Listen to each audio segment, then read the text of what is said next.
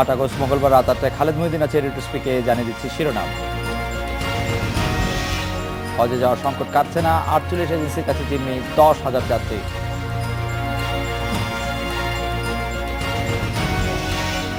রাজন হত্যার দায়ে টাঙ্গাইলে 12 জনের ফাঁসির আদেশ, দ্রুত কার্যকরের দাবি।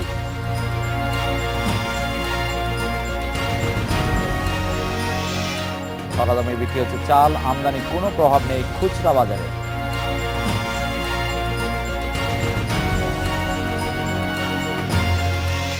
আটচল্লিশ এজেন্সির গাফিলতিতে অনিশ্চয়তা প্রায় 10,000 হজযাত্রী। 10 আগস্টের মধ্যে ভিসার আবেদন না করলে লাইসেন্স বাতিলের হুঁশিয়ারি দিয়েছেন ধর্মমন্ত্রী মতিউর রহমান। সকালে রাজধানী আশকোনায় হজ ক্যাম্প পরিদর্শনে গিয়ে তিনি বলেন, এজেন্সির অনিয়ম ও গাফিলতির কারণে দুর্ভোগে পড়েছেন হজযাত্রীরা। কিন্তু হজ এজেন্সির সংগঠন হাব এই অভিযোগ অস্বীকার করেছে।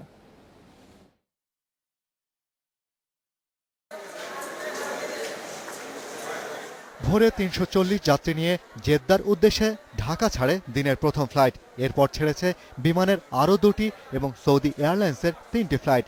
কিন্তু মঙ্গলবার সন্ধ্যা 6টার ফ্লাইটটি রওনা হচ্ছে 7 ঘন্টা দেরিতে। এছাড়া 4 আগস্টের 2টি ফ্লাইট যাওয়ার কথা থাকলেও বাতিল হয়েছে সেগুলো। আজকে 6টা পৌঁছেছিল, আর এখন তো আর আজ 1:55 এখন দুর্ভোগ হচ্ছে, এখানে থাকতে হচ্ছে। রাত্রে 1টার সময় শুনতেছি, এটা যদি হয় তো আলহামদুলিল্লাহ, আল্লাহ শুক্রিয়া, আর যদি না হয় তাহলে ওনাদের কবে করবে ওনারা জানেন। এ নিয়ে বাতিল হলো বিমানের 17টি হজ ফ্লাইট। ধর্মমন্ত্রীর অভিযোগ, এর দায় 48 এজেন্সির।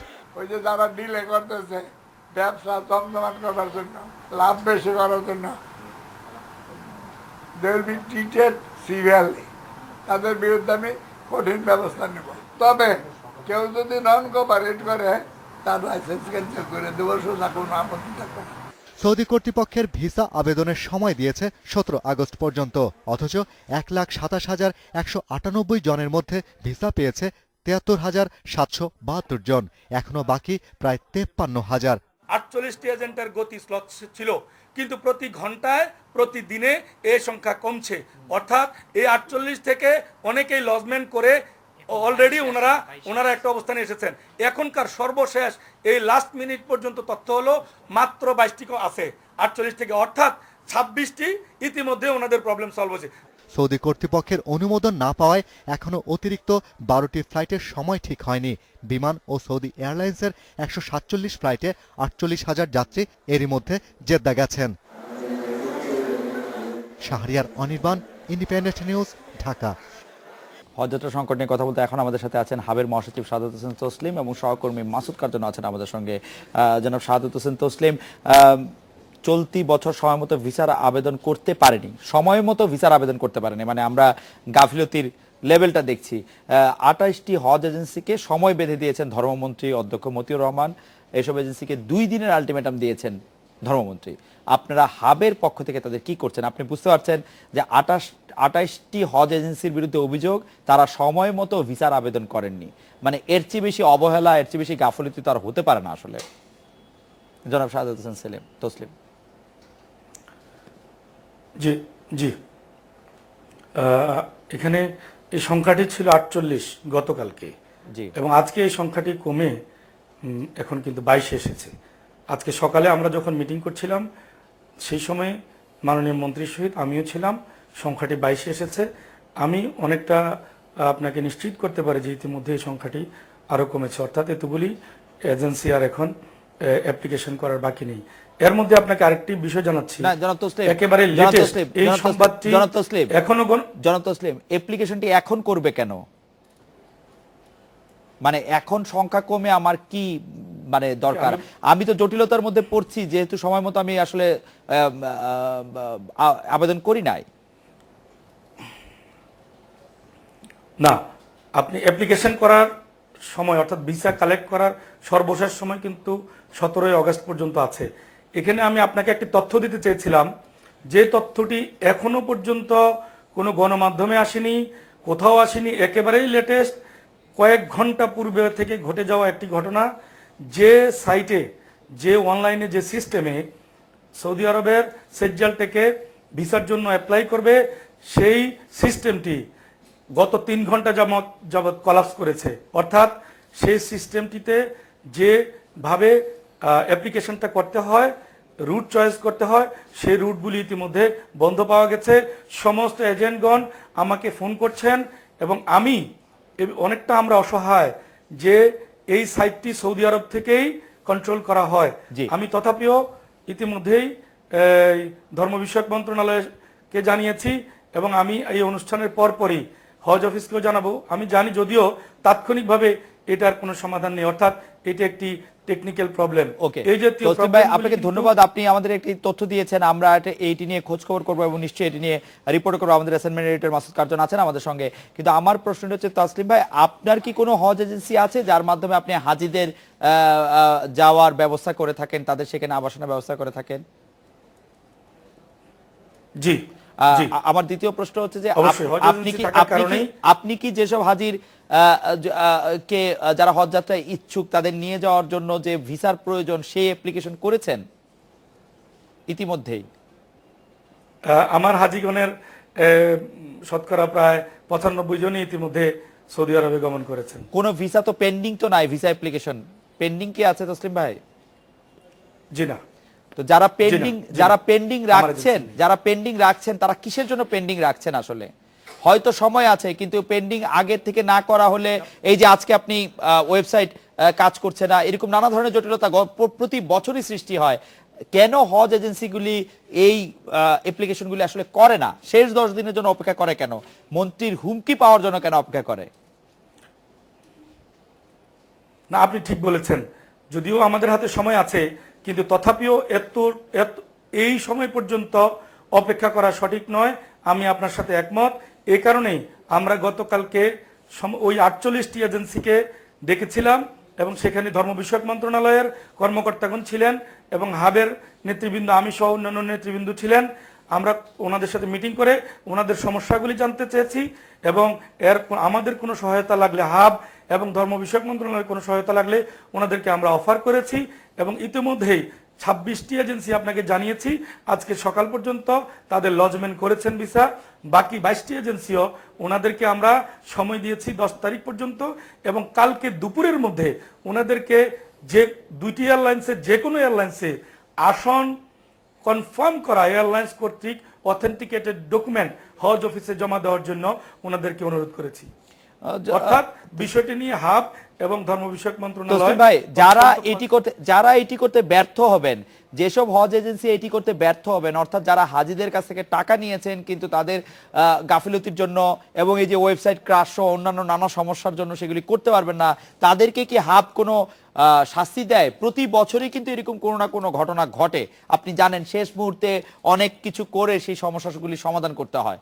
আপনি তসলিম ভাই, আপনি অনেকদিন ধরে এই এজেন্সির সাথে আছেন, আপনি জানেন যে প্রতি বছরই অল্প কিছু হজ এজেন্সির জন্য এই দুর্নাম আপনাদের পোহাতে হয়। তাদের কি কোনো শাস্তি হয়? না, আপনি সঠিক বলেছেন, অল্প কিছু হজ এজেন্সির জন্য। তবে একটি বিষয় আপনাকে জানাই যে আগে আমি যদি আজ থেকে 10 বছর আগের কথা বলি বা 7-8 বছর আগে এমন অবস্থা ছিল হজ ক্যাম্পে, আপনি জানেন, আপনি নিজে একজন অত্যন্ত অভিজ্ঞ এবং উঁচু মানের সাংবাদিক, আপনার কাছে অনেক তথ্য আছে, দীর্ঘদিন আপনি এই পেশায় নিয়োজিত। আপনি জানেন আজ থেকে 10 বছর আগে কিভাবে হজ ক্যাম্পে যে হাজি সাহেবরা অপেক্ষা করতেন, এজেন্সি নাই, লাপাত্তা, 400 হাজি 1 সপ্তাহ ধরে অপেক্ষা করছে, বা পাসপোর্ট আছে তো ভিসা নাই, ভিসা আছে তো টিকিট নাই, লেজে গোবরে অবস্থা, এবং সর্বশেষে সরকারের হস্তক্ষেপে তাদেরকে সরকারি টিকিটে সরকারের টাকায় তাদেরকে শেষ দিন সৌদি আরবে নিয়ে যাওয়া হতো। কিন্তু এখন পরিস্থিতি পাল্টেছে, পরিস্থিতির অনেক উন্নতি হয়েছে। আমি বলছি যে হ্যাঁ, সত্যি কিছু কিছু ব্যত্যয় আছে কিন্তু তথাপিও আগের মতো সেই যে অব্যবস্থাপনা, লেজে গোবরে অবস্থা, সেটি কিন্তু নাই। এর মানে এই নয় যে আমরা তৃপ্ত, অবশ্যই আমরা তৃপ্ত নই। আপনি বলছেন আগের মতো লেজে গোবরে অবস্থা আর নাই। আমি একটু মাসুদ ইবনে কার্জন আপনার সঙ্গে কথা বলতে চাই যে বেশ কিছু হজ এখন পর্যন্ত হজ ফ্লাইট এখন পর্যন্ত বাতিল হয়েছে। আমরা যদি শুধু বাংলাদেশ বিমানের কথা ধরি, 17টি ফ্লাইট ইতিমধ্যে বাতিল হয়েছে। আমাদের যে শিডিউলড 142টি ফ্লাইট দেওয়া হয়েছে বিমানের জন্য, বিমান কর্তৃপক্ষ জানাচ্ছে সেগুলি আর কিছুতেই রিকভার করা সম্ভব না। পরে যদি হাজিদের কাগজপত্র ঠিকও করা হয়, যে ফ্লাইটগুলি বাতিল হয়েছে, আমরা যদি ধরে নিই যাত্রী সংখ্যা 6,000 থেকে 10,000-এর মধ্যে, তাদেরকে আসলে পাঠানো কিভাবে সম্ভব হবে?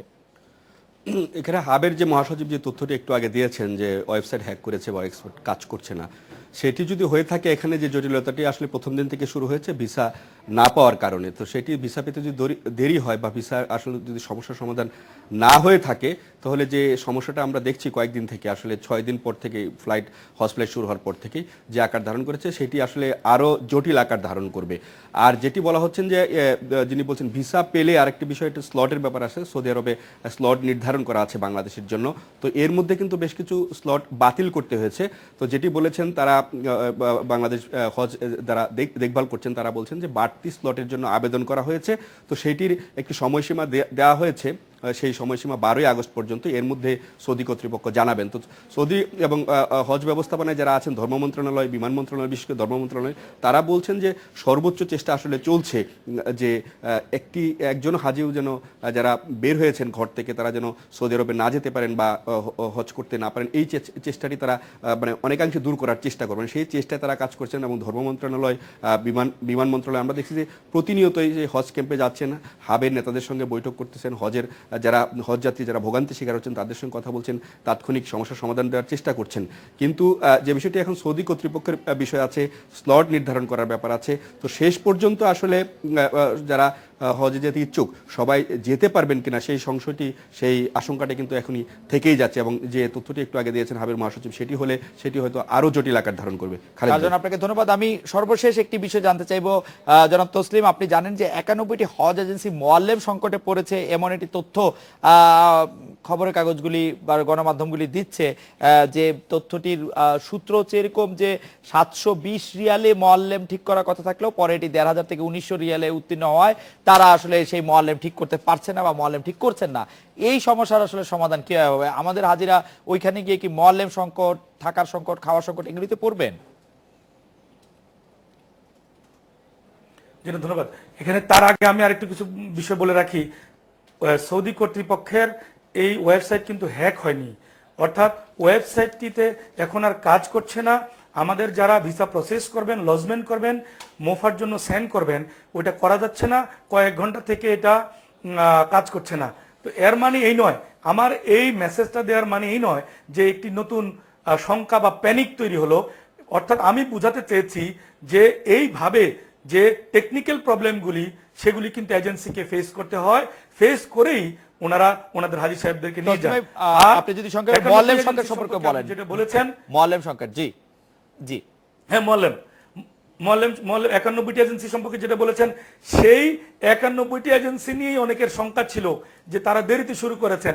আমরা একটু আগে যে 48 এজেন্সির কথা বলছিলাম এবং 48 থেকে 26-এ চলে এসেছে, আমি যেটা বলছিলাম 22-এ, এই 22টিই হলো সেই 91 এজেন্সির। অর্থাৎ একদিকে কিন্তু সংবাদটি ভালো যে 91 এজেন্সি নিয়ে আমরা শঙ্কিত ছিলাম, ওনারা দেরিতে মোয়াল্লেম ঠিক করেছেন, ওনাদেরই কিন্তু সেই 91-এরই রেস্ট 48 ছিল, সর্বশেষ 48। ওকে, সেই 48 থেকে মোয়াল্লেম সংকট এখন কেটে যাচ্ছে বা মোয়াল্লেম সংকট থাকবে না বলে মনে করছেন শাহাদাত হোসেন তসলিম, মহাসচিব হাবের।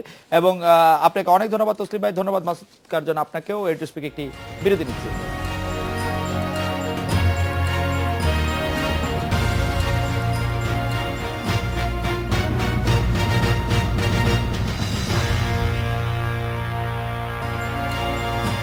আমদানি পর স্বাভাবিক হয়নি চালের বাজার। এক মাসের ব্যবধানে মোটা চাল কেজিতে 1 থেকে 2 টাকা কমলো। সরু চালের দাম রয়েছে আগের মতোই। পাইকারি বাজারে দাম কমার প্রভাব খুচরা বাজারে না পড়ায় সুফল পাচ্ছেন না ভোক্তারা।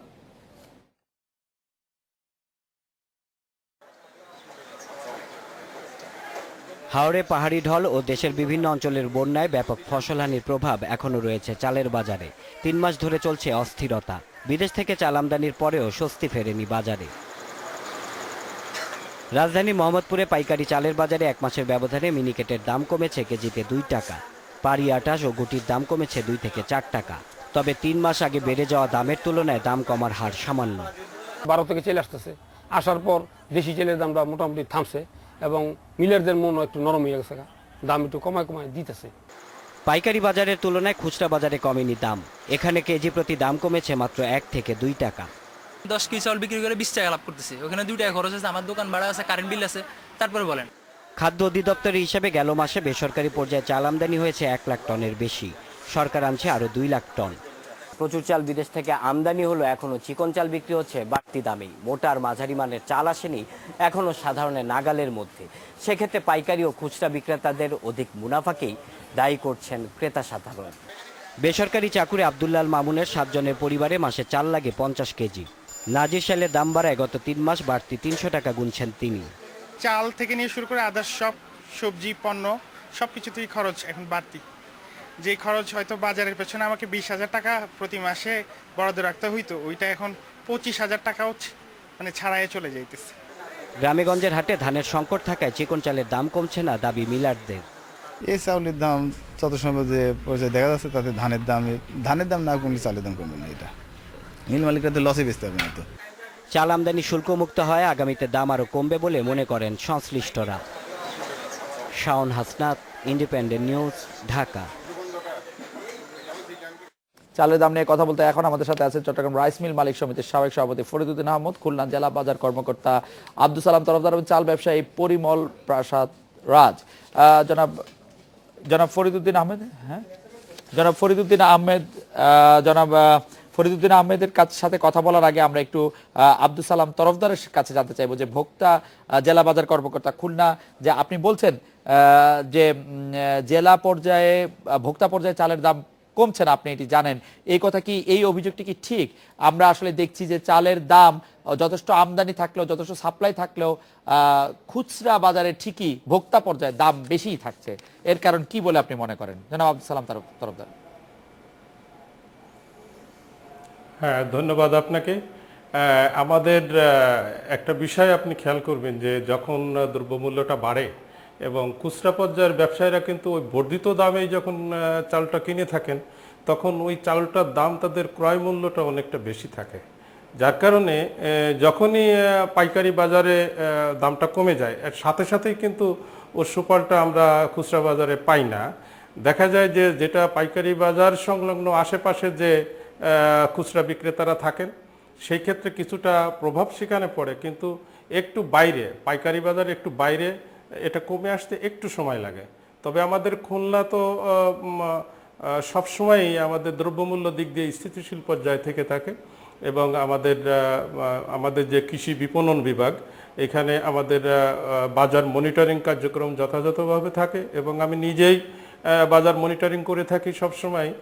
এবং আমার গতকালকেও আমি চালের বাজার ঘুরেছি এবং সেখানে পাইকারি দামের এবং খুচরো দামের তুলনামূলক যেটা দেখেছি সেটা মানে আমার কাছে অস্বাভাবিক মনে হয় না যে খুচরা থেকে পাইকারির মধ্যে ব্যাপক ব্যবধান আছে। জনাব আব্দুল সালাম তরফদার, আপনি খুলনা বাজারে যেখানে আপনি বাজার দেখেছেন সেখানে আপনি মোটা চাল কত টাকা কেজি দেখেছেন? সবচেয়ে মোটা যে চাল বা সবচেয়ে সস্তা যে চাল?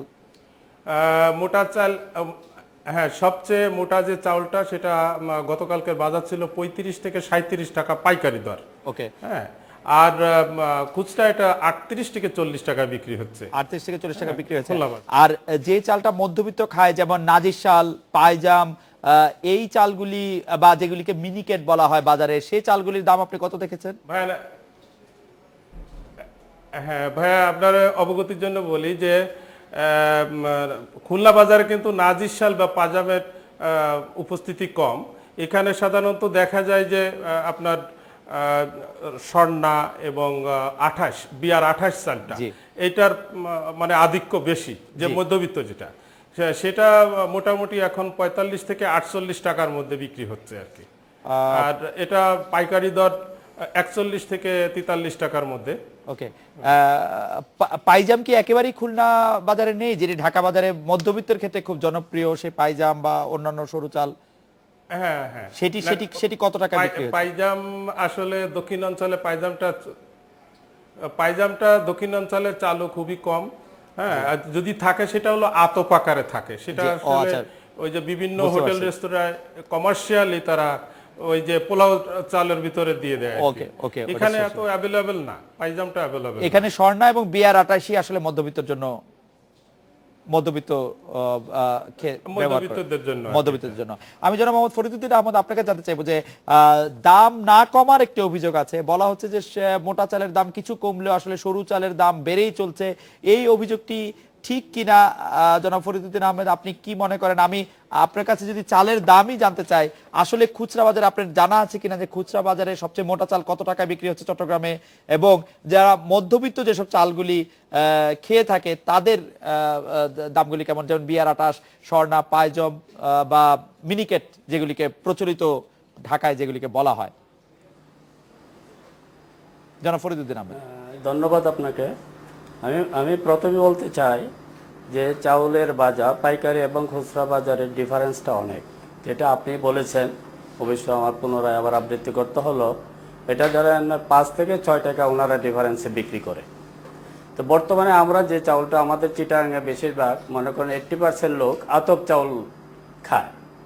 আতপ চাউল খাওয়ার কারণে আমি চিটাগাঙে বেশিরভাগই আমাদের মিলগুলো আতপ, এবং আতপের মিলই বেশি চিটাগাঙে, সব সিদ্ধ মিল হবে কম। তাই আমি আতপের বাজার মোটামুটি আমার মনে হয় আন্তর্জাতিক বাজারের তুলনায় আতপের বাজার ঠিক আছে। আমরা একবারে যেটা নাকি একবারে মোটা চাউল, ইরি চাউল বলি, এটা আমরা 35 থেকে 36 টাকা বিক্রি করতেছি। আচ্ছা, এটা কিন্তু সিদ্ধর বাজার আবার আমাদের থেকে মনে করেন 2-3 টাকা সবসময় বেশি থাকবে। এবং সরকারের রেটও ঠিক একইভাবে, আমরা যখন সরকারকে চাউল সাপ্লাই দেই তখন আতপের বাজারটা 1 টাকা কম থাকে এবং সিদ্ধর বাজার 1 টাকা বেশি থাকে। তাই আমি বলবো এখন আমরা এইভাবে মিনিকেট এবং 28 চাউল যেটা, এটাই এখানে বেশি বিক্রি হয় আতপের মধ্যে। এটা আমরা 45 থেকে 46 টাকা বিক্রি করতেছি, 46 টাকা বিক্রি করতেছি। আর আমাদের মধ্যে যে আর অন্য চাউলগুলো আছে, এর উপরে যে চাউলগুলো আছে ধরেন এই কাটারি বা চিনি গুঁড়া, এগুলার দাম অবশ্য অনেক বেশি, কিন্তু আর এগুলাতে খুচরা বাজারে কিন্তু ওনারা কেজিতে প্রায় 10 টাকা লাভ করে থাকে। এগুলা 70 থেকে 75 টাকা আমরা বিক্রি করতেছি। কিন্তু আপনি দেখবেন যে কতগুলা যে ব্র্যান্ডের যে চিনি গুঁড়া চাউল বা এগুলো আছে, এরা কিন্তু অনেক রেট বেশি আমাদের তুলনায় বা খুচরা বস্তার তুলনায়। আর ইনপুটের যে চাউলগুলো আসতেছে, ইনপুট থেকে সাধারণত ইন্ডিয়া থেকে বেশি চাউল আসছে আমাদের মার্কেটে, এবং বার্মা থেকে। বার্মার চাউলগুলো আমরা ঠিকই কম দামে বিক্রি করতেছি, 35-36 টাকার ভিতরে এগুলা আমরা বিক্রি করতেছি। এবং এগুলা আপনার বাজারে গিয়ে হয়তো ওনারা 2 টাকা থেকে 3 টাকা বেশি নেওয়ার কথা, কিন্তু বিভিন্ন জায়গায় বিভিন্ন রেট হয়ে থাকে, কারণ ক্যারিং কস্টের ব্যাপারে। জনাব ফরিদউদ্দিন আহমেদ, আপনাকে ধন্যবাদ দেই। আমরা একটি কথা কি জানতে পারি যে আপনারা চালে আসলে কি পরিমাণ লাভ করেন? আপনি যেই চালটি 35 বা 36 টাকা বিক্রি করেন, সেটিতে কৃষক আসলে কত টাকা পায় আপনার কাছ থেকে? আমরা যে চাউলগুলা পাইকারি বিক্রি করতেছি মিল থেকে, যে চাউলগুলা, এখন ব্যাপারটা হলো ধানের যে রেট, সরকার এবার ধানের রেটটা অনেক বেশি দিয়েছে, যার কারণে কৃষক ধান বিক্রি করতেছে না। তাই এখন কৃষকের কাছে ধানের মজুত আমাদের মনে হয় বেশি আছে। আমাদের মিলে, প্রত্যেকটা মিলে ধানের মজুত কম, বেশি হওয়ার কারণে এই চাউলটা যদি আমরা ধান কিনে যদি মিলিং করে বিক্রি করতে যাই, মোটা চাউলটা অন্তত 38 থেকে 40 টাকার ভিতরে হয়ে যায়। কিন্তু এখন যদি আমরা এটা মিলিং করে বিক্রি করি তাহলে আমাদের লস হয়। প্রায় মিলি এখন আমাদের বন্ধ, খুবই কম চলে। আর যেটা নাকি 28 বা 29 চাউল বলি আমরা, বা বেতি চাউল বা মিনিকেট, এগুলাতে অবশ্যই কিছুটা সমানে পড়তা চলতেছে। তবে আমাদের মিলগুলা এখন বেশিরভাগই আমরা সরকারি কিনুক আর যেই কিনুক, যারা চাষি তারা মানে চালের দাম কেজি প্রতি কয় টাকা পেতে পারে? আপনি যদি আমাদের অ্যাপ্রক্সিমেট আইডিয়া দেন। ধরেন আপনি যে চালটা 35 টাকা বিক্রি করছেন, সেই 35 টাকার চালটা কৃষক কত টাকা পাচ্ছে? কৃষক কত টাকা পাচ্ছে মানে কৃষক তো আমাদের থেকে কিনে আনে চার্জ। কৃষক যদি আমরা ধানের কথা, কৃষক তো পাইতেছে যে ধানটা, রাইট, ধান। এখন আপনি এটা কৃষক বলতে কি বোঝাতে চাচ্ছেন?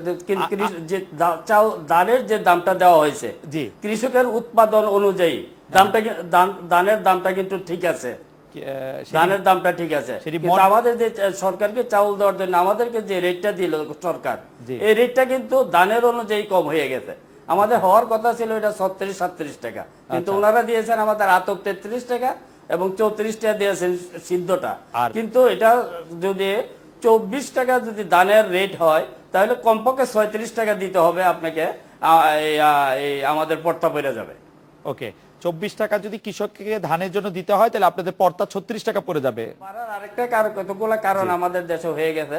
যখন আগাম বন্যাটা হলো, বন্যার পরে যখন সবাই মনে করলো যে অনেক ক্ষতি হয়েছে এবং দাম বাড়তে পারে, সেই অনুযায়ী তাতে দেখা গেল যে সরকারের যে স্টক, গভর্নমেন্টের যে স্টক ছিল দেশে, যেন 1400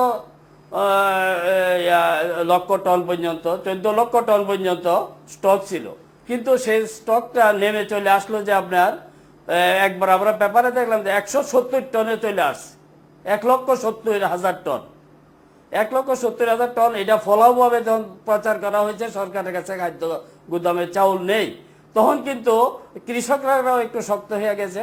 আবার আপনি জানেন যে সাপ্লাই এবং ডিমান্ডের উপর বাজার নিয়ন্ত্রণ হয়, তাহলে সেটার উপরে মনে করেন অনেক এই প্রচারটা অনেক ক্ষতি হয়েছে আমাদের জন্য। আপনি মনে করছেন যে প্রচারটা ক্ষতি হচ্ছে। পরিমল প্রসাদ রাজ, চাল ব্যবসায়ী, বগুড়া, আপনার কাছ থেকে জানতে চাইবো যে চাল আমদানি পর খুচরা বাজারে আপনারা চালের দাম কমিয়েছেন কিনা, কি পরিমাণ দাম কমাছে, কি পরিমাণ দাম কমছে বা দাম কমছে কিনা ভবিষ্যতে?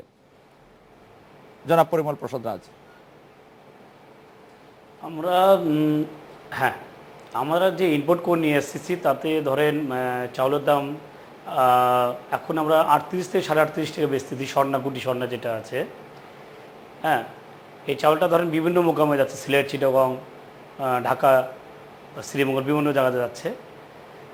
মধ্যে চাউলের বাজার একটু বেশি ছিল, এখন 2-3 দিনের বাজার একটু স্থিতিশীল, একটু কম। মধ্যে স্বর্ণাটার দাম ছিল আপনার 39 টাকা, 40 টাকা আটানা কেজিকে 1 টাকা দাম কমেছে।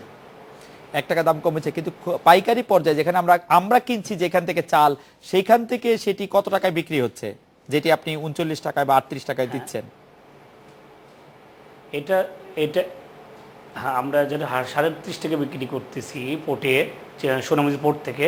তারা এই চাউলটা ধরেন বাবুবাজারে বা সিলেটে বিক্রি করতেছে আপনার ধরেন 43 টাকা, 44 টাকা দিয়ে বিক্রি করতেছে। 38 টাকাটা 43 টাকা বিক্রি করছে পাইকারি বাজারে। আপনার 3 টাকা কষ্ট আছে তো আপনার একটা পোর্ট থেকে সিলেটে যেতে। হ্যাঁ, ওকে, 43 টাকা বিক্রি করছে। আমার একটু জানার আগ্রহ জনাব পরিমল প্রসাদ রাজ, আপনারা একটি চালের দাম কিভাবে ঠিক করেন? এটাকে আপনারা লাভটাকে পার্সেন্টেজ ওয়াইজ করেন, যে আপনারা 20% দাম ধরবেন আমদানির থেকে, 10% ধরবেন, কিভাবে ঠিক করেন? আমাদের হচ্ছে ট্রেডিং বিজনেস, আমরা প্রফিটটা মানে কমই ধরি। মনে করেন আমাদের আজকে যে চাউলগুলো কস্টিং হচ্ছে, আজকে যে চাউল আমরা বিক্রি করলাম তাদের আমাদের 25 পয়সা কেজিকে, 20 পয়সা কেজিকে প্রফিট হচ্ছে। আচ্ছা, 20 পয়সা বা 25 পয়সা আপনারা বিক্রি করে আমাদের প্রফিট আছে অনলি 4000 টাকার মতো। 20-25 পয়সা করে আপনারা প্রফিট রাখছেন। যেমন জনাব পরিমল প্রসাদ রাজ, জনাব আব্দুল সালাম তালুকদার এবং জনাব ফরিদউদ্দিন আহমেদ, আপনাদের অনেক ধন্যবাদ। এনডিএসপিকে একটি বিরতি নিচ্ছি।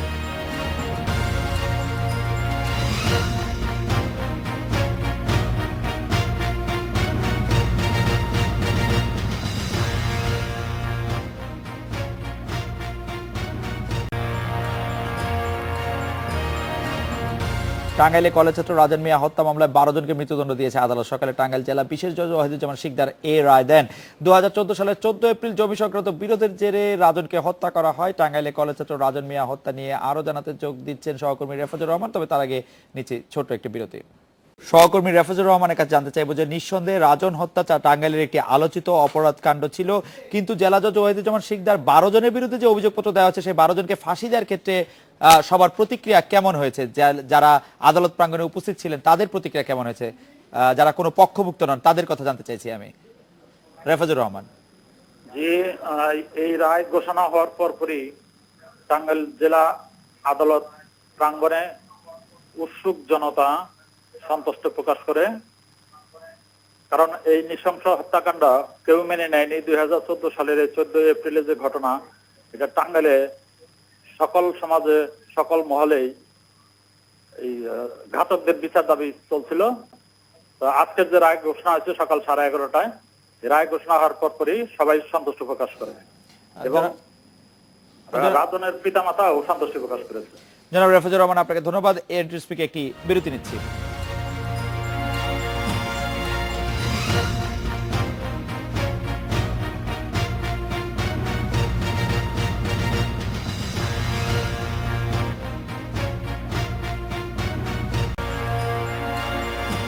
রাজধানীর ডেমরা 5টি ইউনিয়নে 1.5 মাস ধরে তলিয়ে আছে পানিতে, রাস্তাঘাট তো ডুবেছেই, বসতবাড়ি, অফিস, কারখানা ভবনেও ঢুকেছে পানি। অন্তত 70টি শিক্ষা প্রতিষ্ঠানের বেশিরভাগই বন্ধ, 4টি হাসপাতালে ঝুলছে তালা। পানিতে নাকাল স্থানীয় জনপ্রতিনিধিরা দায়ী করছেন সিটি কর্পোরেশন ও ওয়াসাকে। এ নিয়ে আরো জানতে যোগ দিচ্ছেন সহকর্মী বনিয়ামিন। বনিয়ামিন, আজকে সারাদিন ধরে এই রিপোর্টটি আমাদের টেলিভিশনে চলেছে, আপনি করেছেন। এই প্রতিবেদনটি করার পর আপনি কোনো প্রতিক্রিয়া পেয়েছেন কিনা? দেখুন, এ পর্যন্ত আমি বেশ কিছু ফোন কল পেয়েছি এবং ওই এলাকার যে মানুষজন আছেন তারা কিন্তু বেশ সংকটে আছেন এবং তার পরিপ্রেক্ষিতেই আমরা যে টেলিভিশনে প্রতিবেদনটা করেছি সেজন্য তারা বেশ সন্তুষ্ট প্রকাশ করেছেন। কারণ তারা সন্তুষ্ট প্রকাশ করবেন, কারণ তাদের নিয়ে প্রতিবেদন হচ্ছে। কর্তৃপক্ষ কেউ এটি দেখেছেন কিনা এবং তা নিয়ে কোনো প্রতিক্রিয়া আপনাকে জানিয়েছেন কিনা, যে এই পানি সংকট নিরসনে তারা কোনো পদক্ষেপ নেবেন, এরকম কিছু আপনাকে জানিয়েছেন কিনা? দেখুন, কর্তৃপক্ষ বলতে এখানে ওই এলাকার এখন কিন্তু 2016 সালে ওই এলাকাটি সিটি কর্পোরেশনের আওতায় চলে গেছে, ঢাকা দক্ষিণ সিটি কর্পোরেশনের আওতায়। কিন্তু তাদের সঙ্গে এখন পর্যন্ত আমি যে কথা বলেছিলাম, গতকালই কিন্তু দক্ষিণ সিটি কর্পোরেশনের মেয়র সাইদ খোকনের সঙ্গে আমি কথা বলেছিলাম। তিনি কিন্তু ওই এলাকার এই যে সংকটটা সেটা নিরসনে ইতিমধ্যে পদক্ষেপ নেওয়ার কথা জানিয়েছেন এবং তার পরিপ্রেক্ষিতে আমরা প্রশ্ন করেছিলাম যে মাসব্যাপী ওই এলাকায় সব জায়গায় যে হাঁটু সমান পানি এবং শিক্ষার্থীরা সহ সব শ্রেণীর মানুষ যে এত সংকটে, সেটা এতদিন কেন লাগা হলো না। তিনি কিন্তু এটা বলেছেন যে এটা কিছু আমলাতান্ত্রিক জটিলতা আছে। আমরা আশা করি যে আমলাতান্ত্রিক জটিলতা অতি সহজে নিরসন হবে। বনিয়ামিন, আপনাকে ধন্যবাদ। এই ছিল আজকের রেডিও স্পিকার।